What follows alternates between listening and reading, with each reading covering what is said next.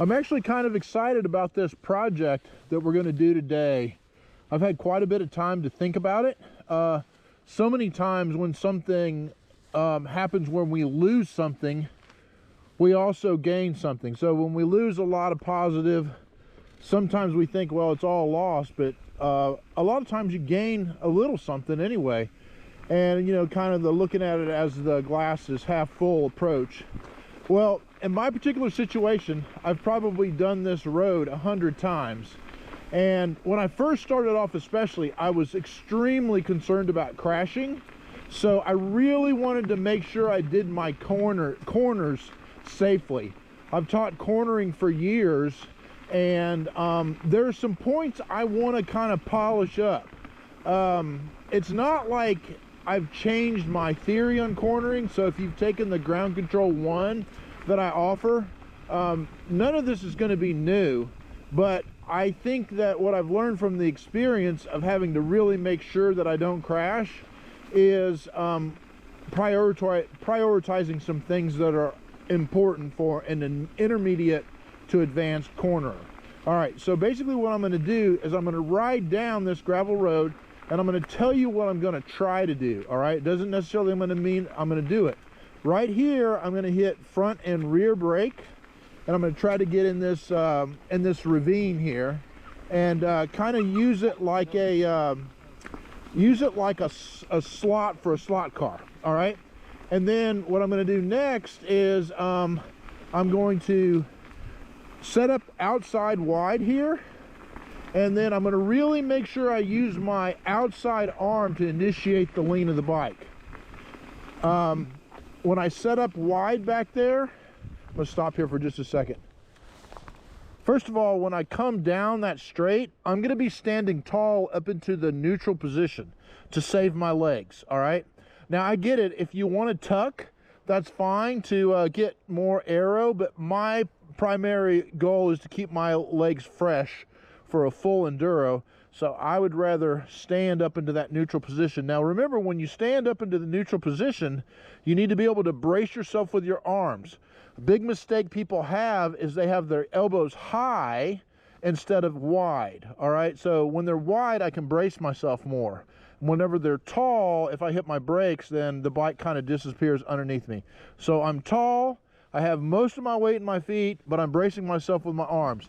I come into this corner, and I'm going to brake really heavy, front and rear brake, in hopes that I can stay off the brakes all the way to where I am right now, which is right before the apex, and then I'm going to hit front and rear brake again as strongly as I need to for my skill set to be able to finish the whole corner without touching any of my brakes, front or rear. Okay, so the big common mistake that people make is they enter a corner too fast for what their skills are for exiting. So then they have to get all over the brakes, especially the rear, midway through the corner, and it unsettles the bike and the suspension. So I'm hoping from here on out, I'm not touching any brakes whatsoever. All right, so it may seem a little slow at first when I'm up there coming into the corner, but I'm going to exit way faster, and I'm going to have better traction throughout the corner because I'm not using my brakes in the corner. Remember, the bike only likes to do one thing at a time. It either likes to slow down or turn. So right now in this corner, same principle, wide as I possibly can without getting into the messy traction. Front and rear, I'm standing tall. Now I'm going to dip down, bend my knees into that attack position. I'm going to brake right here on this little roller, not in the hole here. And then I'm going to be off of the brakes all the way through the rest of the corner. And then I'm going to start standing tall again. It rained a lot last night, so it's the lines have kind of changed a little bit.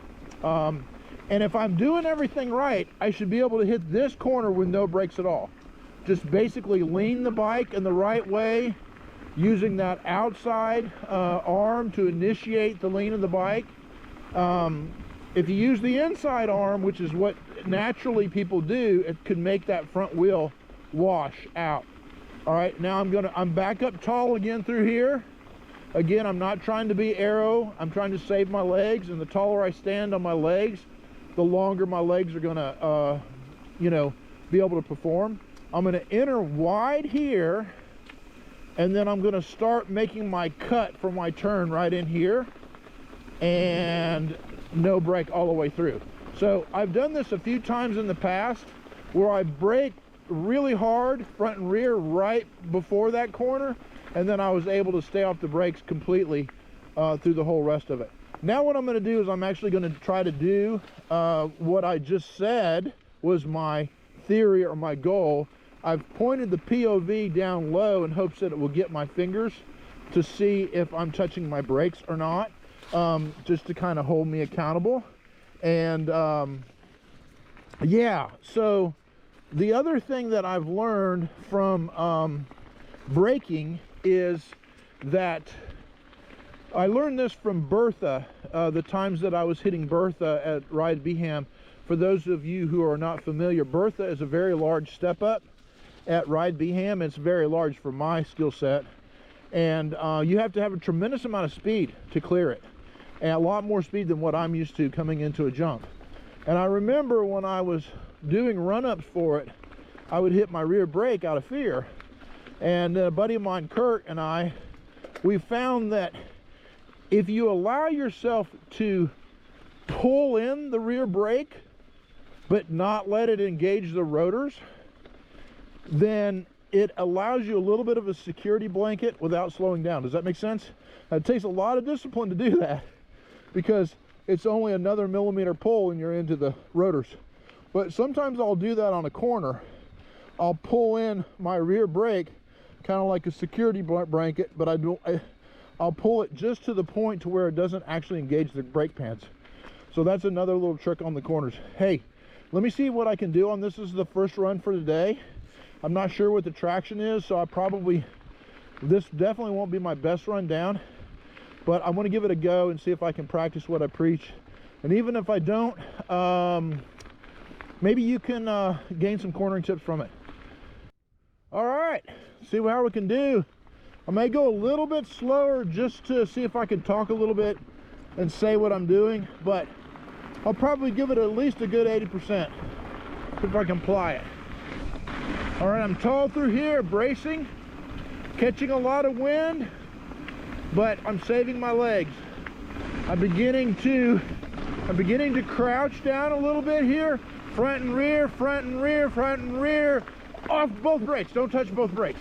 Getting that right, back tall, front and rear, tall, squat, squat, outside elbow, outside arm, that anyway, leading the lean of the bike, brake hard, left and right, now off the brakes completely. Crouching, crouching, crouching, standing tall. Okay, I'm tall, I'm tall, I'm tall. Brace, standing tall still, lower. One more time right here, into the hole, no brakes, no brakes, no brakes, no brakes, no brakes. Now, I should be able to do this corner without touching the brakes at all.